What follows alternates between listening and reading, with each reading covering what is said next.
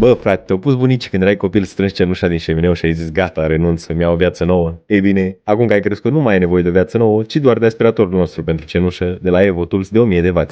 Are putere cât un taifun într-o cutie de 18 litri și trage tot. Cenușă, praf, resturi fine nu contează, fără să ridici vreun nor în casă.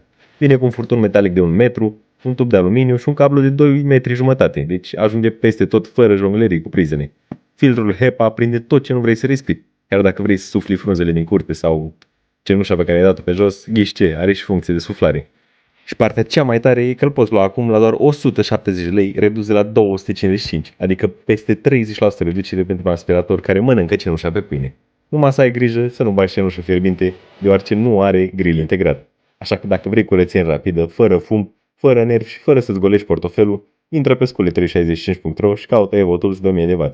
Puternic, curat și redus cât încă mai e la ofertă. Scule365.ro, cele mai bune oferte.